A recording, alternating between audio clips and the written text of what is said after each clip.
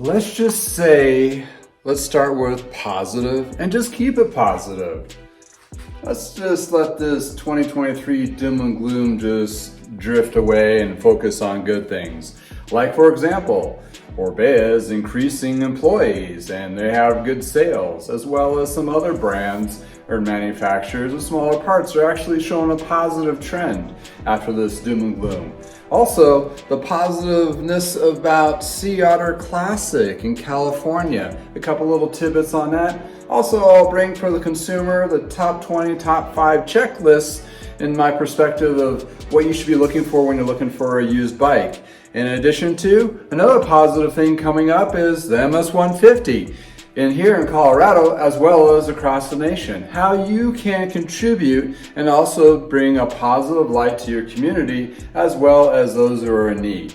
And on the last note, Mother's Day. I'm gonna go over the top 30 best gifts that Bicycle Magazine has listed, and I'm gonna give it a thumbs up, thumbs down on all of those. Anyway, after this. Welcome to I Know a Guy Bicycles, hanging out with a guy. This is As the Wheel Turns, So Do Days of Our Rides series. I will be covering topics of the industry as well as consumer views with my 30 years experience. If you like these videos, please like and subscribe. Welcome back to another installment of As the Wheel Turns, So Do the Days of Our Rides. Hey, I'm Justin, the bike guy. Welcome back, and I'm going to cover a couple of these top topics of the week. I can start.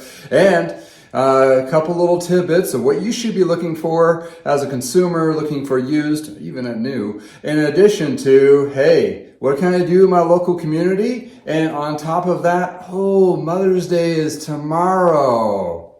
What kind of things do I get my enthusiastic cyclist mother or wife that is a mother of children? In my case, what should I get as a good gift? So I got a couple things to go over there. So starting off, we're looking at top one is Orbea. Annual sales is 4.3 mil.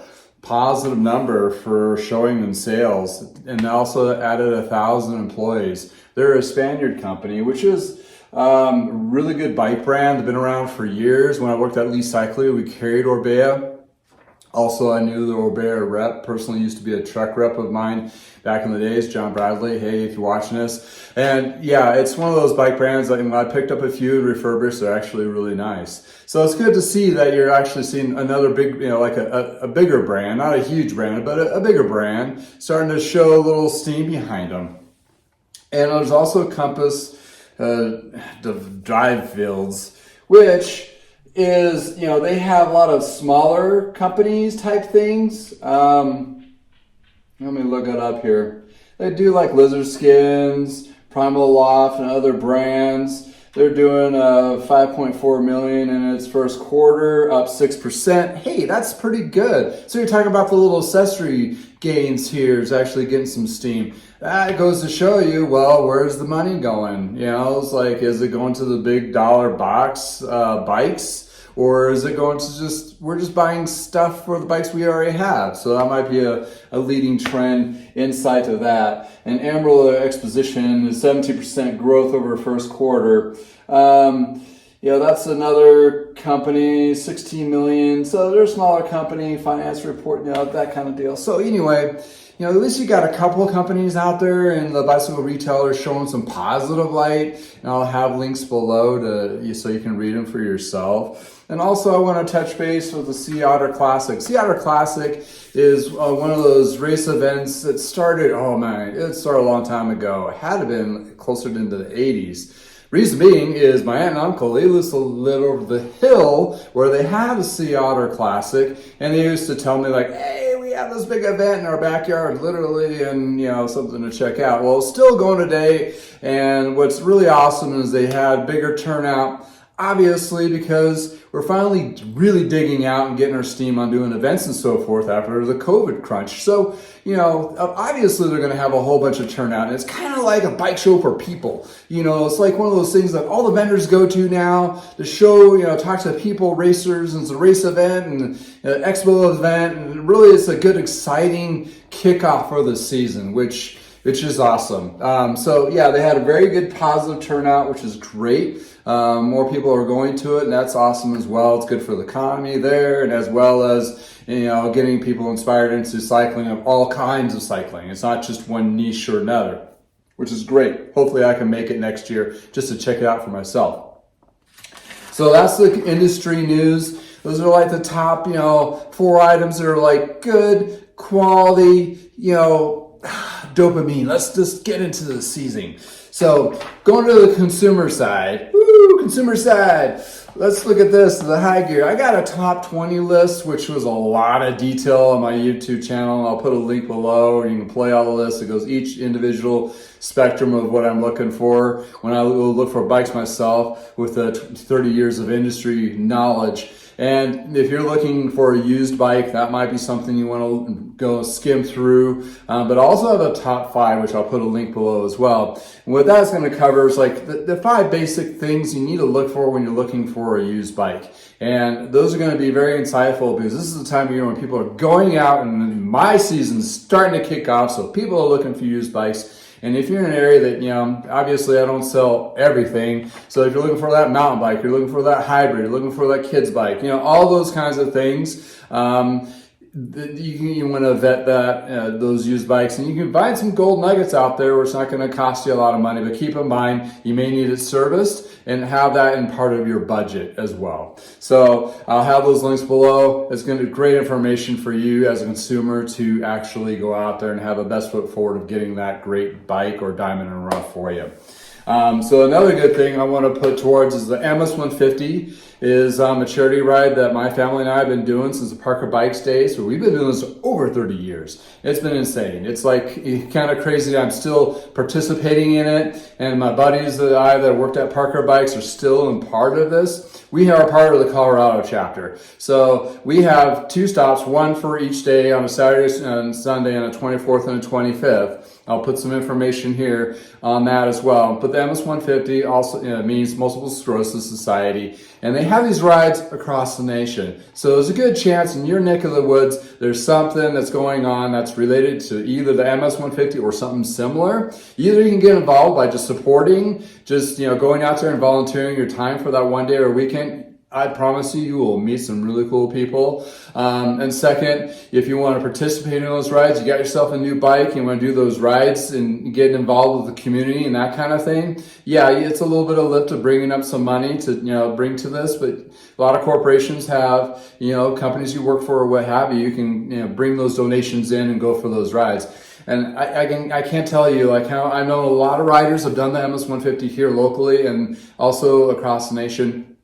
And it's one of those great things. I will do a video series of me actually doing preparation of what it's entailed for as a mechanic perspective of I need to get this stuff together, what I need to order, that kind of thing, and actually the event. So I'll have a video series of that, of what this all entails and what the passion piece and what the drive is driven from. So it's one of those things, my family got into it. My dad, and he's passed away several years ago, but he was one of the MS coordinators of all the bike shops back in the day. And that's really what, kept us going in that perspective. Even though after the bike shop did close, he still was a part of that. So it's one of those things where even in or out of the bike shop, when I worked for Big Five Sporting Goods, I still did the MS150 as a mechanical support. I did it under different colors of Lee Cyclery. But it's one of those things that I was always been a part of it after his passing and kind of being a torchbearer, bringing it forward.